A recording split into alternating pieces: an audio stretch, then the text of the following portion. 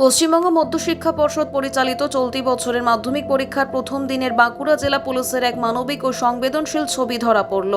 জেলা পুলিশের বিশেষ উদ্যোগে এবং জয়পুর থানার ব্যবস্থাপনায় সোমবার মাধ্যমিক পরীক্ষার্থীদের শুভেচ্ছা জানাতে এক অভিনব কর্মসূচি গ্রহণ করা হয়।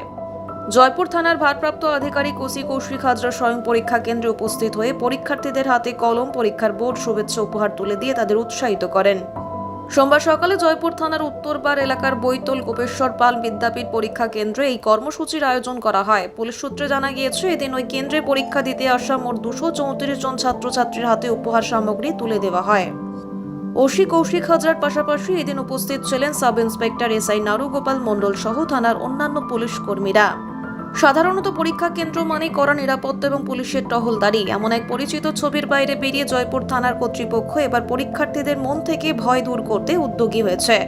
পর্ষদের নির্দেশিকা মেনে নিরাপত্তার কড়াকড়ি থাকলেও পরীক্ষার্থীরা যাতে হাসি মুখে এবং নির্ভয় পরীক্ষা দিতে পারে, সেটাই ছিল এই আয়োজনের মূল উদ্দেশ্য। এখন সাইজ করছে, হ্যাঁ ব্যাগটা এদিক ওদিক রাখতে হবে তো, সেই তো ব্যাগটা রেখে করবে।